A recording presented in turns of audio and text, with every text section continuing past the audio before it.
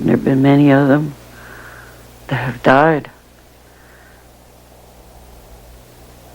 And when they do, you ask yourself, did I give? Did I say? Did I give them everything that I was capable of doing while they were there at the time? And if the answer is yes, I pray for that person. And then you try like hell harder on the next person because you know it's going to happen again. Some people come here and they say, what has sex got to do with alcoholism? Well, they're just like that, eh? We all have an ego sickness, or a sickness of the ego. We need strokes from people. When we're drinking, you know how Mr. Macho comes crashing through the bar door and he overlooks his kingdom there. And all the princesses are sitting there being these little ladies nursing their drinks. And they flash that little eye look over to let him know, hey, I'm watching you. And he looks back and, oh, there's one. And then before long, the booze is coming over and you're sitting there talking and, oh, isn't this wonderful? You know that wonderful feeling? This is what we're talking about. And all of you know that, eh? Like the bar, that's what we do. We live sex and booze. They're just like that. Jack brought up that thing of the chair that you sit in. 36 people have died that you might live and sit in that chair. We're asking you to take your life very, very seriously at this time.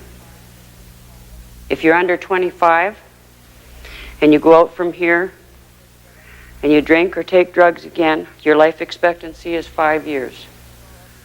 And there's been probably over 12 people that we've only been here 6 years, that are under the age of 25 that are already dead. And it goes on and on and on.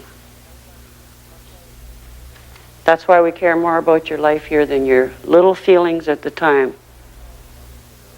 How can you be sure that an alcoholic is better off not drinking? I mean, we've all got to die sometime, one way or another.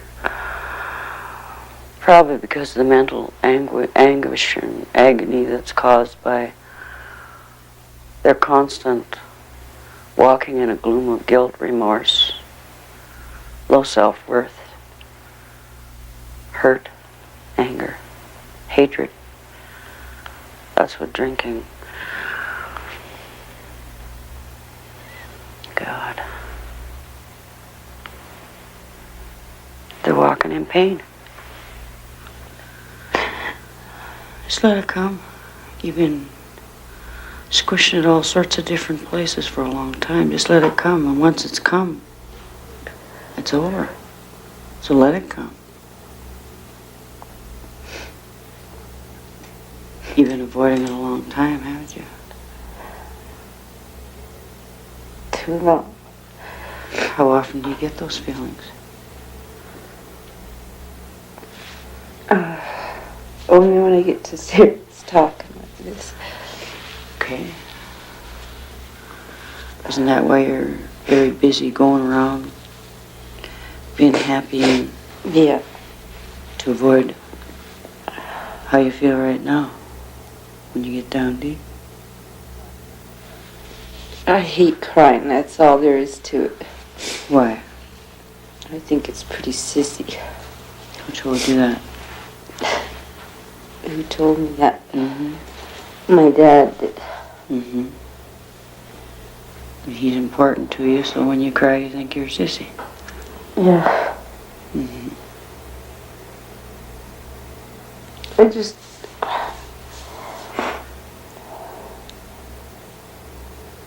You have a lot to cry about, haven't you? Yeah. When you lost your little boy, did you cry? Oh, yeah. Irregardless of who was around?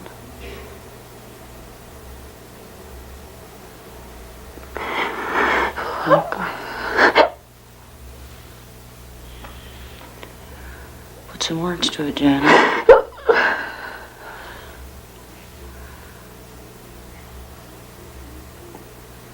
Nobody ever found out who did that.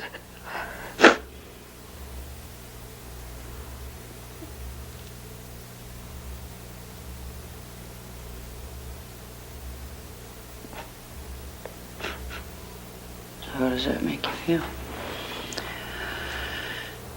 A lot of hate.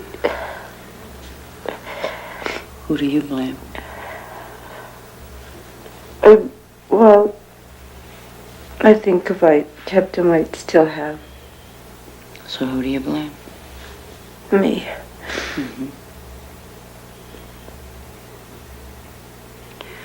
Would blaming you change the situation, Annie?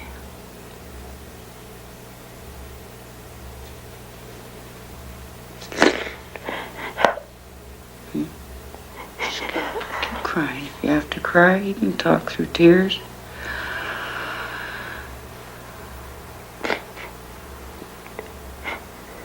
What is it that you regret about that situation?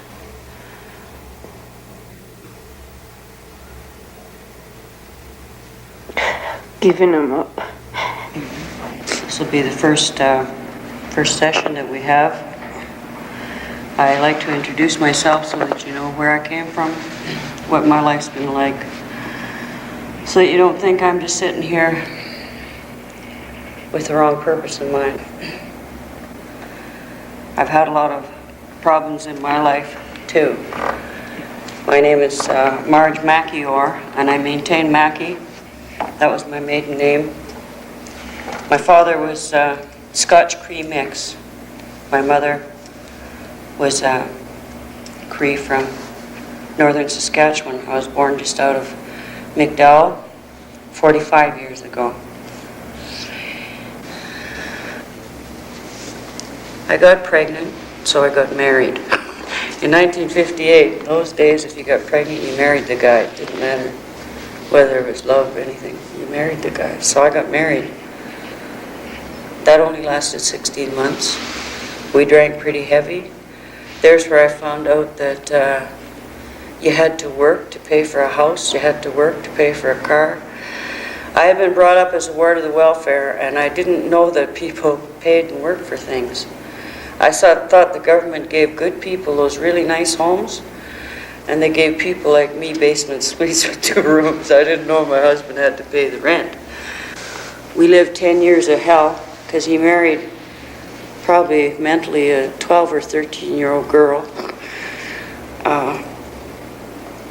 I started going to psych wards, psychiatrists, psychologists. I had many nervous breakdowns. I was working with a great big crock in the fridge, a big glass under my counter in the bedroom, and I could just make a circle like this. So I was bombed all the time, and I thought, what are they talking about? This is dying? This is living.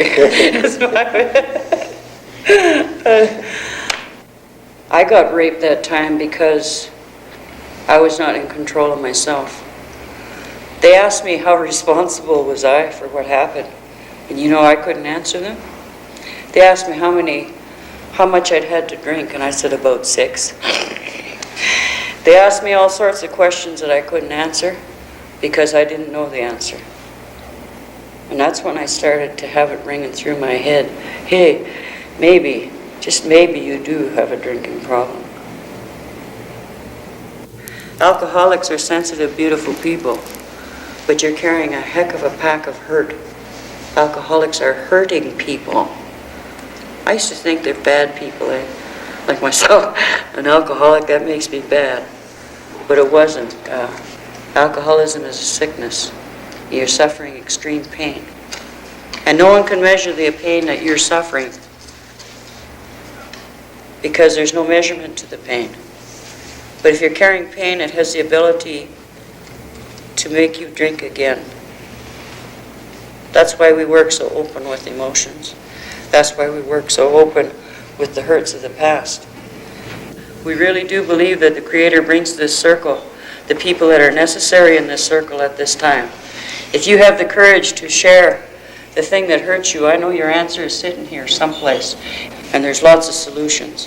It's sort of like we're all sitting in the dark with a flashlight on the inner self. When I'm sitting here trying to only listen to my head and my answers, the only person that talks is me, and myself, Will, is running riot. But if I tell you guys my problems, you each have a little flashlight that can show me a different corner, a different angle. I depend on you. I depend on other people for my help. You venture once in a while when you've been hurt as bad as I have. What is that hurt that is as bad as you have? I think one of my biggest hurt is when I realized that, it wasn't my real dad, it was the stepdad. I never really got love from him. All the other kids had, families had a father, that was dear to them, and That's bullshit. Everybody doesn't have fathers that are dear to them. Gonna go on that way? You kind of worn that one out. You drank a lot to that. You've heard a lot to that. That one's over. You're an adult now.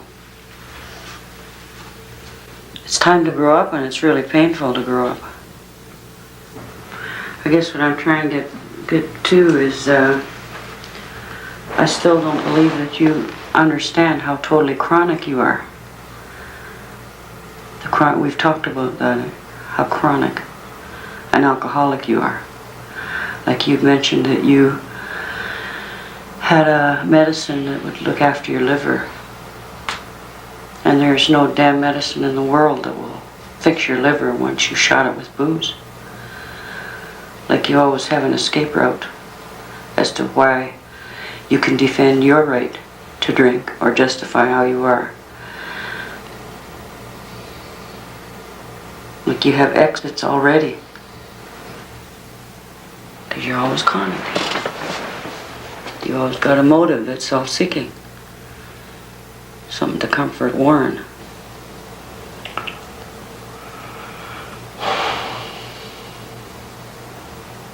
I really don't know what to say. Okay, well, deal with it instead of pretend it doesn't exist. Because you have 2 weeks of intensive work coming up.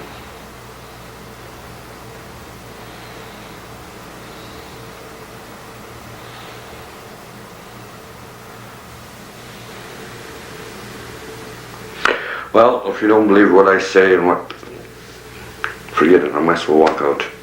I'm not going to play that either. That's your escape too. How many more bottoms do you think you'll survive?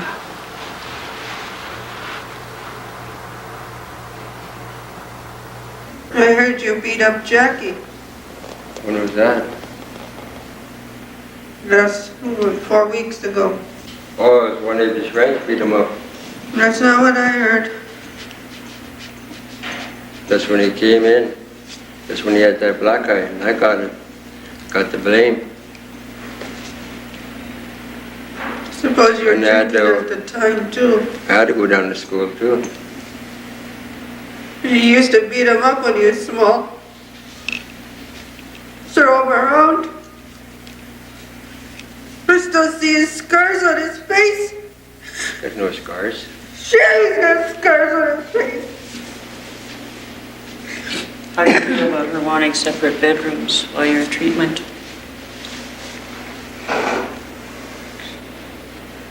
Well, it hurts my kind of my pride too.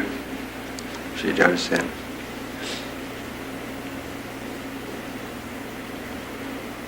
Does it tell you anything about yourself? No. Are you an alcoholic? No. No? Alcohol hasn't hurt your marriage, your No. family, your job? No, it didn't hurt my marriage. And my What do two you call kids. this? This your wife that's talking? Yeah. You don't think she's hurting? But yeah, she hurts a lot.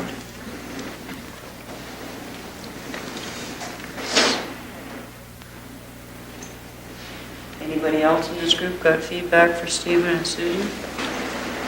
Steve, I'd like to hear your version of an alcoholic. What is an alcoholic to you?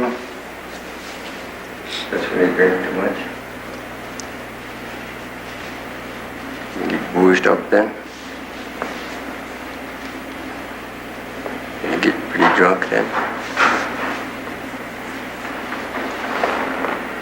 And after you don't know what you're doing. So the alcoholic doesn't beat his wife, eh? Just a drinker. When you drink, do you beat her all the time? Are you jealous while you're drinking? No. Well, somebody's kind of bullshitting here someplace. You beat her up just once in a while, I beat her up. While you're drinking. You know how many of my glasses you broke on me already? So one glass I broke on her. 3.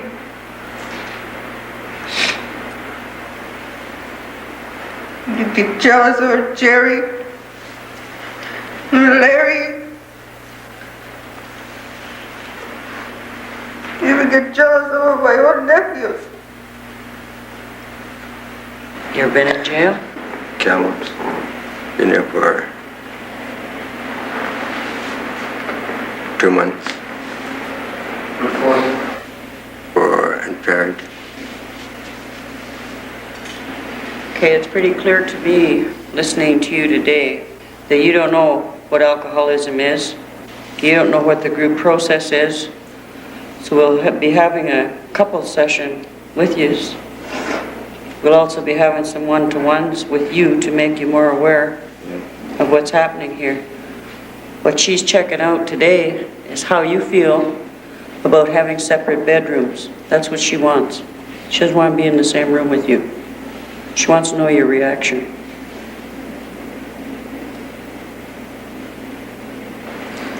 Well, I'll let her go talk to her friends if she wants to.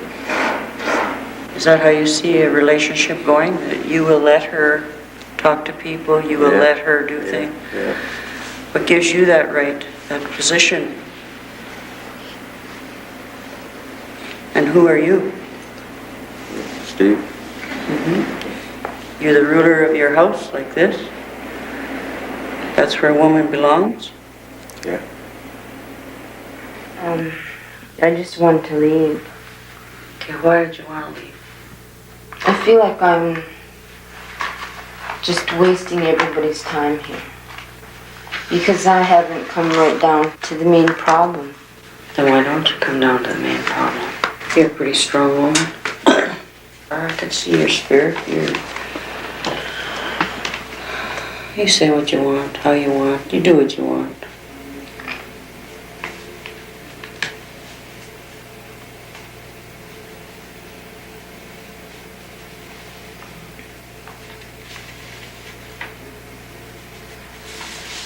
Like, I'm interested in why you be thinking of leaving, because you're not getting down to your main problem when you've got the opportunity to get down to your main problem. Why aren't you taking it?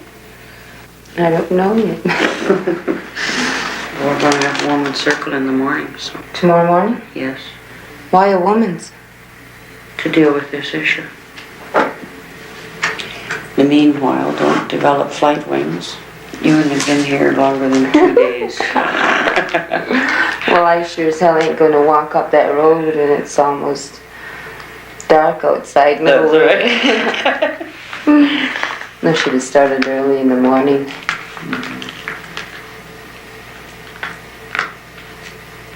I don't know, like, why I'm very confused. Okay, we'll deal with some of those things in the morning, okay? Why are we having a women's group? Because it's very important. Why is it important? For your well-being, I guess. Is it just mine or is it the other girls It's too? all of them. It's everybody. I just get so pissed off with myself for not even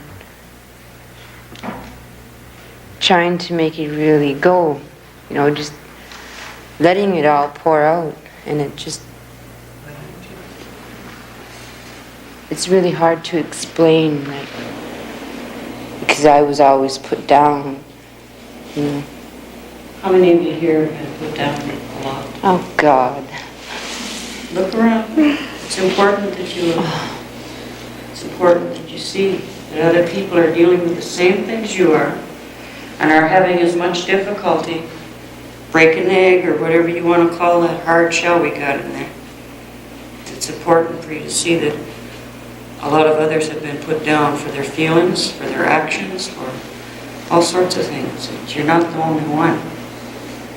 It may help you to come out if you know that others are suffering the same thing.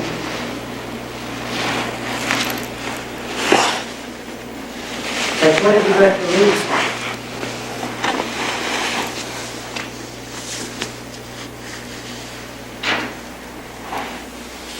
Probably not a fucking thing.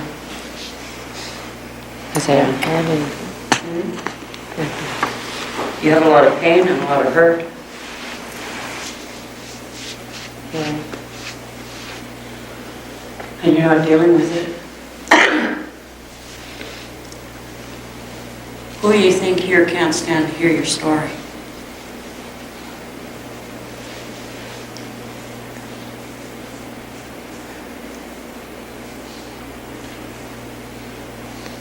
Who do you think here is a virgin? Who do you think here was born yesterday? Who do you think here is,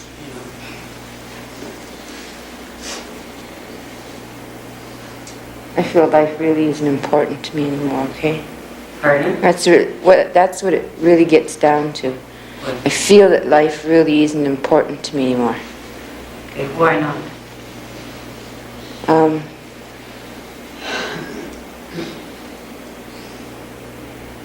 I feel like I'm not worth a damn thing. Okay, what have you done that makes you feel that way about yourself?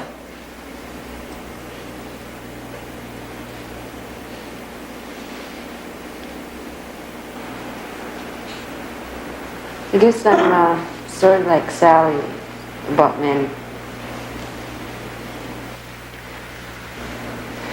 Not really trusting.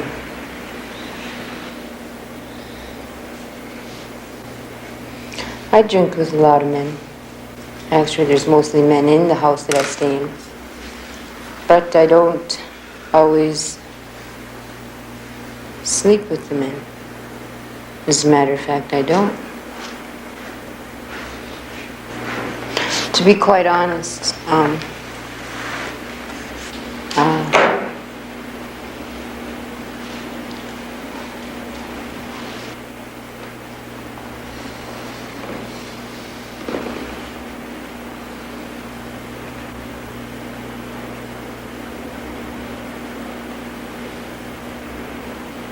I do go with men and women.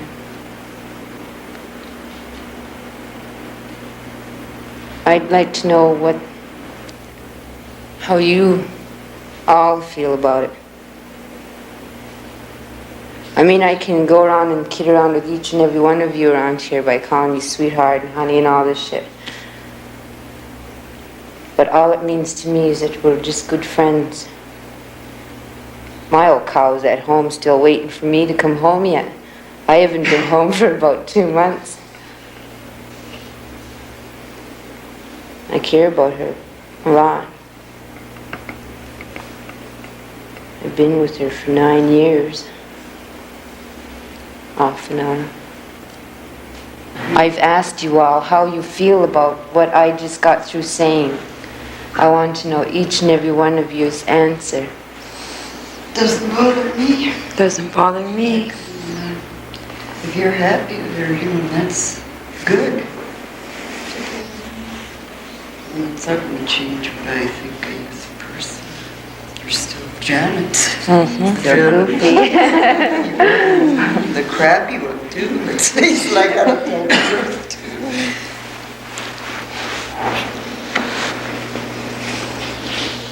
I'm kind of interested to know why other people's opinion is important.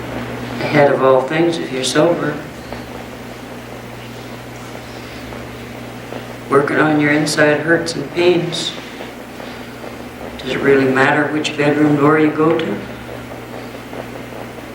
You go honestly?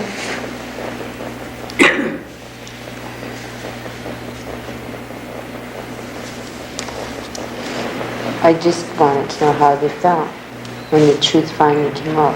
Then are you ready to deal with your alcoholism? Yes, dear. Pardon?